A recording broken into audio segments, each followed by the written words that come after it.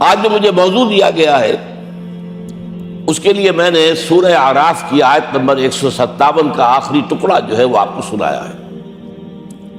اس کا ایک پس منظر ہے وہ جان لیجیے۔ آپ کو معلوم ہے کہ جب حضرت موسیٰ بنی اسرائیل کو لے کر مصر سے نکلے ہیں، اس کے بعد مرحلہ آیا کہ اللہ تعالیٰ نے حضرت موسیٰ کو کوہ طور پر طلب فرمایا تورات عطا کرنے کے لیے۔ ان کی غیر حاضری میں ایک فتنہ کھڑا ہوا اور کچھ لوگوں نے ایک بچڑا بنا کر اس کی پرستش شروع کر دی بنی اسرائیل میں سے، سامری کا بنایا ہوا بچڑا۔ جب حضرت موسیٰ واپس آئے انہوں نے یہ دیکھا تو بہت غضبناک ہوئے، اور پھر اللہ تعالیٰ کے حکم سے فیصلہ ہوا کہ 12 قبیلوں میں سے جن لوگوں نے بھی یہ شرک کیا ہے ان کو انہی قبیلوں کے لوگ خود قتل کریں۔ کئی ہزار اسرائیلی قتل ہوئے۔ یہ بہت بڑا یوں سمجھیے کہ پرج ہوا ہے اس قوم کے اندر۔ اس کے بعد پھر مزید اللہ تعالیٰ کی خدمت میں استغفار کے لیے حضرت موسیٰ علیہ السلام اپنے 70 بڑے بڑے سردار جو تھے 12 قبیلوں کے ان کو لے کر حاضر ہوئے۔ وہاں انہوں نے استغفار کیا اور ایک دعا کی، پروردگار وَاكْتُبْ لَنَا حَسَنَةً فِي الدُّنْيَا وَالْآخِرَةِ، ہمارے لیے نیکی کا اندراج کر دے دنیا میں بھی آخرت میں بھی۔ جواب ملا اللہ تعالیٰ کی طرف سے، دیکھو عذاب تو میں جس کو چاہوں گا دوں گا، اور ویسے میری رحمت ہر شے کے ساتھ موجود ہے، ہر شے کا وجود میری رحمت سے ہے، لیکن ایک میری خاص رحمت ہے جو میں لکھ رکھوں گا ان لوگوں کے لیے جو میرے نبی امی آخری رسول ان پر ایمان لائیں گے صلی اللہ علیہ وسلم۔ وہ جب آئیں گے اور وہ نیکی کا حکم دیں گے، بدی سے روکیں گے، پاکیزہ چیزوں کو حلال قرار دیں گے، ناپاک چیزوں کو حرام قرار دیں گے، نوع انسانی کے اوپر جو بوجھ تھے جو اس وقت ہوں گے ان کو اتاریں گے۔ وہ جب آئیں گے تو جو لوگ فَالَّذِينَ آمَنُوا بِهِ نمبر 1، وَعَزَّرُوهُ نمبر 2، وَنَصَرُوهُ نمبر 3، وَاتَّبَعُوا النُّورَ الَّذِي أُنزِلَ مَعَهُ أُولَٰئِكَ هُمُ الْمُفْلِحُونَ۔ جو لوگ ان پر ایمان لائیں گے ان کی تعظیم اور توقیر کریں گے، ان کی مدد کریں گے، اور جو نور ان کے ساتھ نازل کیا جائے گا یعنی قرآن، اس کی پیروی کریں گے، وہ ہوں گے جو فلاح پانے والے ہوں گے۔ میری خصوصی رحمت سے حصہ ان کو ملے گا۔ اب یہاں پہلے تو دعا کر لیجیے، اللہم ربنا اجعلنا منہم، اے اللہ ہم سب کو ان میں شامل فرما دے جو تیرے نبی کے ساتھ تعلق کی ان 4 بنیادوں کی شرائط کو پورا کر سکے، تقاضوں کو پورا کر سکے۔ اب ذرا ان میں سے ایک ایک کو لیجیے۔ ایمان جانی پہچانی چیز ہے، ایمان جسے کہتے ہیں، اس کی تشریح میں جانے کی ضرورت نہیں، وقت بھی محدود ہے، لیکن ایک بات سمجھنے کی ہے بہت ضروری۔ ایمان کے 2 لیول ہیں۔ ایک قانونی ایمان ہے جس کی بنا پر ہم ایک دوسرے کو مسلمان سمجھتے ہیں، اس کا تعلق اقرار باللسان کے ساتھ ہے، زبان سے کہنا اشہد ان لا الہ الا اللہ وحدہ لا شریک لہ واشہد ان سیدنا و مولانا محمدا عبدہ ورسولہ۔ کوئی ہندو تھا، سکھ تھا، پارسی تھا، عیسائی تھا، یہ کلمہ کہے اور اسلام میں آ گیا۔ لیکن یہ زبانی کلامی ایمان جو ہے یہ انسان کی سیرت و کردار پر اثر انداز نہیں ہو سکتا۔ یہی وجہ ہے آج ہم دیکھ رہے ہیں مسلمان ہی جھوٹ بھی بول رہا ہے، مسلمان ہی بے ایمانی بھی کر رہا ہے، مسلمان ہی خیانت بھی کر رہا ہے، مسلمانوں کے لیڈر بلینز کی خیانت کر رہے ہیں۔ یہ کون ہے؟ سب مسلمان ہیں۔ وہ اس کی وجہ کیا ہے کہ ہم صرف قانونی مسلمان ہیں اور ہمارا ایمان قانونی ایمان ہے۔ اس کے لیے اسلام کا لفظ قرآن میں آیا ہے سورہ حجرات میں، قالت الاعراب آمنا قل لم تؤمنوا ولکن قولوا اسلمنا۔ اے نبی یہ بدو کہہ رہے ہیں ہم ایمان لے آئے، ان سے فرما دیجئے تم ہرگز ایمان نہیں لائے ہو، یوں کہو کہ ہم مسلمان ہو گئے ہیں۔ ولما يدخل الايمان في قلوبكم، ابھی تک ایمان تمہارے دلوں میں داخل نہیں۔ بہرحال اللہ کا شکر ہے اس نے ہمیں مسلمانوں میں پیدا کر دیا، ورنہ ہم میں سے کتنے ہوتے اگر کہیں اور پیدا ہو گئے ہوتے تو نعمت اسلام سے بھی ہم بہرہور ہو سکتے، کیا کہہ سکتے۔ اصل ایمان ہے جب وہ دل میں داخل ہو جائے، یقین بن جائے۔ اسی لیے بچپن میں یاد کیا ہوگا ایمان مجمل، آمنت باللہ کما ہوا باسمائہ و صفاتہ وقبلت جمیع احکامہ اقرار باللسان و تصدیق بالقلب۔ جب تصدیق بالقلب ہوگی تو اب اس کے تقاضے جو ہیں عملی پیدا ہوں گے۔ ان تقاضوں میں سے ایک میں 2 حدیثوں کے حوالے سے آپ کے سامنے رکھ رہا ہوں۔ پہلی حدیث حضرت عبداللہ بن عمرو بن العاص رضی اللہ تعالی عنہما سے مروی ہے، لا یؤمن احدکم حتی یکون ہواہ تبعا لما جئت بہ۔ دیکھو تم میں سے کوئی شخص مومن نہیں ہو سکتا جب تک کہ اس کی خواہش نفس تابع نہ ہو جائے اس شریعت کے، اس قانون کے، اس ہدایت کے جو میں لے کر آیا ہوں۔ اگر عملاً تابع نہیں ہوئے تو حقیقتاً مومن نہیں ہو۔ دل میں جھانکو، Do I really believe that Muhammad is the Prophet of Allah? Do I really believe that Quran is the word of God? کبھی جھانکیے گا اندر، جواب ملے گا صحیح۔ آپ کیا کنوکشن ہے؟ کنوکشن ہو اور پھر حضور کی پیروی نہ ہو، حضور کے احکام کی پابندی نہ ہو، اللہ کے قوانین کی پابندی نہ ہو، کیسے ممکن ہے؟ حضور تو فرماتے صلی اللہ علیہ وسلم ایک ایسی بد اخلاقی اور کج خلقی پر صرف اسے کوئی گناہ کبیرہ بھی نہیں کہیں گے۔ فرمایا ایک مرتبہ واللہ لا یؤمن، واللہ لا یؤمن، واللہ لا یؤمن، خدا کی قسم فلاں شخص مومن نہیں ہے، خدا کی قسم فلاں شخص مومن نہیں ہے، خدا کی قسم فلاں شخص مومن نہیں ہے۔ صحابہ کانپ گئے، کون بدبخت ہے جس کے بارے میں فرمایا جا رہا؟ پوچھا گیا من یا رسول اللہ؟ جواب سنیے اور اپنے غریبانوں میں جھانکیے۔ وہ شخص الذی لا یامن جارہ بوائقہ، وہ شخص جس کی شرارتوں کی وجہ سے اس کا پڑوسی چین میں نہیں ہے، امن میں نہیں ہے، وہ مومن نہیں ہے، خدا کی قسم نہیں ہے، خدا کی قسم نہیں ہے۔ کیسے علیحدہ کر لیں گے اس ایمان کو اعمال سے اور ایمان کو اخلاق سے؟ آگے چلیے، وہ جو حدیث حضرت ابو ہریرہ سے، اور یہ متفق علیہ، صرف بخاری کی نہیں ہے، بخاری جمع مسلم۔ لا یؤمن احدکم حتی اکون احب الیہ من والدہ وولدہ والناس اجمعین۔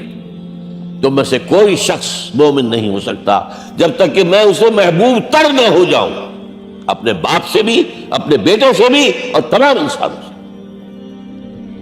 جھانک لیجئے دل میں، صورتحال یہ ہے یا نہیں ہے؟ کیوں محبوب ہو جائیں؟ اس لیے کہ آپ کے ذریعے ہدایت ملی ہے، آپ کے ذریعے ہم اللہ سے جڑے ہیں، اور آپ کو معلوم ہے دنیا میں کوئی شے ہدایت نہیں، نعمت نہیں ہے جب تک کہ نعمت ہدایت نہ ہو۔ اگر صحت اچھی ہے، ہدایت نہیں ہے، تو بدماشیاں کریں گے، کیا کریں گے؟ آپ کو معلوم ہے صحت اچھی جو ہے کہ جا کے کھپے گی، اگر ہدایت نہیں ہے۔ اگر دولت ہے، ہدایت نہیں، کیا کریں؟ گلچھرے اڑائیں گے، عیاشیاں کریں گے، لوگوں پر اپنی دولت کا روب گانٹیں گے۔ اولاد ہے، ہدایت نہیں ہے، یہ اولاد سہان و روح بھی بن جائے گی کہیں آپ کے لیے۔ کوئی شے نعمت نہیں ہے جب تک کہ نعمت ہدایت نہ ہو، اور ہدایت ہمیں ملی محمد الرسول اللہ صلی اللہ علیہ وسلم کے ذریعے۔ تو آپ سے بڑھ کر محبوب کون ہوگا؟ اس کے ضمن میں ایک بڑا پیارا واقعہ آتا ہے۔ حضرت عمر سے پوچھتے ہیں حضور ایک مرتبہ، عمر تمہیں مجھ سے کتنی محبت ہے؟ تو اندازہ کیجئے کہ کس قدر اپنائیت کسی سے ہوتی ہے تب یہ سوال ہوتا ہے، عمر تمہیں مجھ سے کتنی محبت ہے؟ عرض کیا حضور مجھے آپ دنیا کے ہر انسان سے زیادہ محبوب ہیں۔ فرمایا اور اپنی جان سے؟ ذرا سا توقف کیا، دل میں جھانکا، ہاں حضور اب میں یہ بھی کہتا ہوں کہ میری جان سے بھی زیادہ عزیز ہیں مجھے۔ آپ نے فرمایا الان عمر اب پہنچے ہو جو مقام ہے، اب درکار ہے، جو مطلوب ہے۔ تو محبت اس درجے کی، اطاعت اس درجے کی اگر نہیں ہے تو ایمان نہیں ہے۔ ہاں قانونی ایمان ہے، اب مسلمان ہے، اللہ کا شکر ہے، بہت بڑا فضل ہے۔ اب اگلی بات پر آئیے، عزروہ، ان کی توقیر، ان کی تعظیم کرے۔ یہ تعظیم کس درجے میں؟ اب وقت بہت کم ہے، میں صرف آپ کو سورہ حجرات سے مثال دے رہا ہوں. فرمایا گیا یا ایھا الذین آمنوا لا ترفعوا اصواتکم فوق صوت النبی ولا تجہروا لہ بالقول کجہر بعضکم لبعض ان تحبط اعمالکم وانتم لا تشعرون. اے ایمان والو، کبھی اپنی آواز کو حضور کی آواز سے بلند تر نہ کر دینا. کبھی جس طرح بلند آواز سے ایک دوسرے سے بات کرتے ہو ایسے نہ کر بیٹھنا، مبادا تمہارے سارے اعمال حق ہو جائیں اور تمہیں پتہ بھی نہ چلے.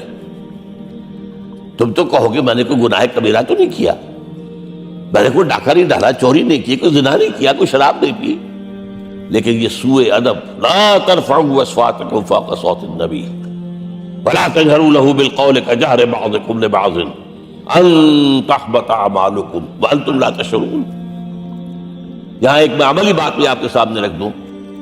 صحابہ کے بارے میں تو بات سمجھ میں آ گئی کہ اپنی آوازیں پست رکھیں. ہم کیسے کریں؟ ہمارا ایک طرز عمل ہونا چاہیے. اگر کسی گفتگو میں کوئی شخص کہ حضور نے یہ فرمایا ہے، کبھی یہ نہ کہنا میں نہیں مانتا. ہاں توقف کر لیں، بھائی میں تحقیق کروں گا کہ واقعی یہ حدیث صحیح ہے یا نہیں ہے. ٹھیک، ضروری نہیں کہ جو کہہ دیں مان لیں آپ. محدثین نے کتنی محنتیں کر کر کے چھانٹی کی ہے، لہذا یہ. لیکن فوراً اگر آپ نے کہا نہیں میں نہیں مانتا، یہ عقل کے خلاف ہے، یہ فلاں ہے، یہ وہ ہے، یہ ہے کہ جو آپ سوء ادب کے مرتکب ہو رہے ہیں نبی اکرم صلی اللہ علیہ وسلم کی بارگاہ. ہاں توقف کریں، غور کریں، تحقیق کریں، معلوم ہو کہ یہ حدیث پختہ نہیں ہے، مستند نہیں ہے، پھر دوسری بات ہے. اور یہ جان لیجئے ہمارا جو معاشرہ ہے اس کا ایک قانونی جو ہے احاطہ ہے. یہ بھی سورہ حجرات کی پہلی آیت ہے، یا ایھا الذین آمنوا لا تقدموا بین یدی اللہ ورسولہ. اللہ اور اس کے رسول کے احکام کا دائرہ ہے، اس کے اندر اندر رہو، باہر نہیں نکل سکتے. لیکن اس دائرے کے اندر ایک مرکزی شخصیت جس کی دل آویزی، جس کا حسن سلوک، جس کا حسن کردار، جس کا حسن اخلاق مرکز بن جائے، تمام لوگوں کی جذباتی محبت کا مرکز بن جائے، اگر یہ نہیں ہوگا تو معاشرہ مضبوط نہیں ہوگا. محض قانون اور دستور پر معاشرہ مضبوط نہیں ہوتا. کسی شخصیت، اب آپ کو معلوم ہے آخر ہندوستان کے معاشرے میں گاندھی کا ایک مقام ہے کہ نہیں ہے؟ آخر یہ سارا معاملہ چل رہا ہے اسی کے گرد کے نہیں؟ ماؤ زیدونگ کے معاملہ ہے کہ نہیں ہے؟ یہ سارا معاملہ دنیا میں عام لوگ کہہ دیتے، ریشنلسٹ لوگ، کہ ان چیزوں کی کیا ضرورت ہے؟ بھائی قانون دیکھنا چاہیے، دستور دیکھنا چاہیے، حکم دیکھنا نہیں. بھائی جذباتی وابستگی. ایک ہستی تو ایسی ہو کہ جس کے کچھ کہنے پر فوراً دکانیں بند ہو جائیں. اور اس کا نقشہ میں سعودی عرب میں دیکھتا ہوں، اگر وہاں کے دو بدو لڑ رہے ہوں سخت اور ایک دوسرے کو کھانے کو دوڑ رہے ہوں، کوئی شخص کہتے صلی علی النبی، فوراً خاموش. معلوم ہوتا ہے آگ کے اوپر کسی نے پانی ڈال دیا، خاموش، صلی علی النبی، صرف یہ کہنے سے. یہ جذباتی وابستگی اگر محمد سے نہیں ہے صلی اللہ علیہ وسلم تو آپ کا معاشرہ کبھی مضبوط نہیں ہوگا. یہ مرکزی شخصیت، یہ مرکز ہے. اسی لیے ان کے احترام کا یہ درجہ ہے، کیونکہ اس سے کیا ہوگا؟ تمہارا شیرازہ بکھر جائے گا. اگر ان کے ساتھ جذباتی محبت نہیں ہوگی تمہارا شیرازہ بکھر جائے گا. یہ آیا معاملہ. اب میں آپ کو بتانا چاہتا ہوں تعظیم. ہمارے ہاں اصل میں بدقسمتی سے ہم سیرت کی تقریریں کرتے ہیں، حضور کی عظمت بیان کرنے کی کوشش کرتے ہیں. کچھ لوگ تو خیر حضور کی زلفیں ہیں، حضور کی آنکھیں ہیں، حضور کی کملی ہے، حضور کا سایہ نہیں تھا وغیرہ، یہ باتیں اپنی جگہ ہیں، ہر چیز ٹھیک ہے. لیکن یہ جان لیجئے حضور کی اصل عظمت ایک نبی اور رسول کی حیثیت سے ہے، اور وہ شے وہ ہے جہاں جبرائیل کے بھی پر جل رہے ہیں. اس کی حقیقت کون جانتا ہے؟ میں ایک مثال دے رہا ہوں آپ کو کہ حضور 100 میں مثال رکھا کرتے تھے. آج روزہ رکھا، شام کو افطار نہیں کیا، وہ رات کو چل رہا ہے روزہ، اگلے روز پھر وہ کنٹینیو کر رہا ہے شام تک. 2 دن کا 100 میں مثال، 3 دن کا بھی رکھتے تھے. صحابہ نے اجازت چاہی حضور ہمیں بھی اجازت دے دیں، نہیں. آج کے حضور آپ تو رکھتے ہیں، ہمیں منع کرتے ہیں. اب سنیے، ایکم مثلی، تمہیں سے کون ہے مجھ جیسا؟ ابھی تو عند ربی، میں تو اپنے رب کے پاس رات گزارتا ہوں.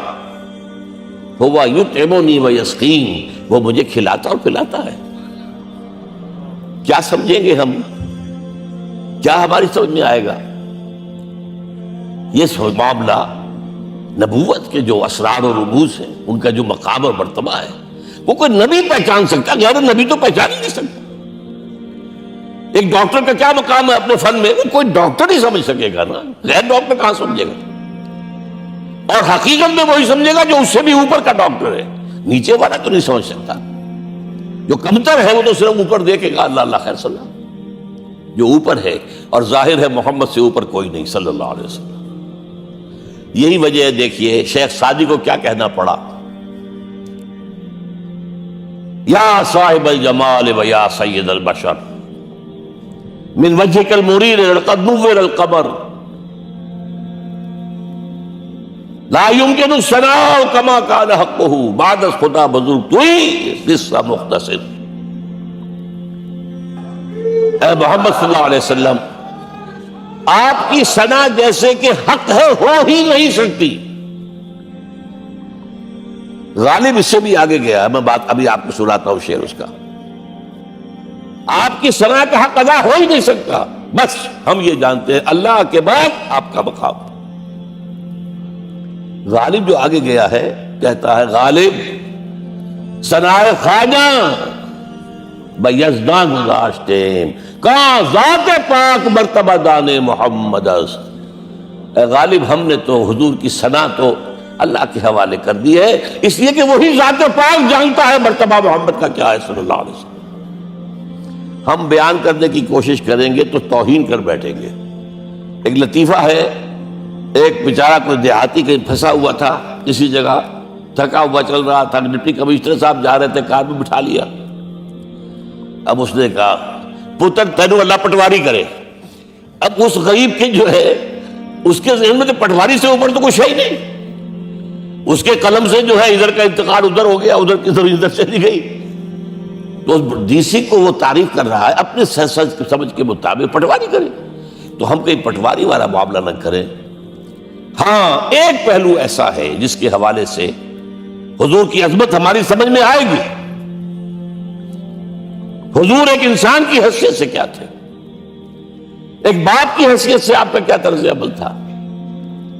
ذرا یاد کیجئے، جگر گوشہ رسول حضرت فاطمہ بطول رضی اللہ تعالیٰ عنہ وہ حاضر ہوتی، ابا جان دیکھیے چکی پیس پیس کر یہ گھٹے پڑ گئے میرے ہاتھ میں،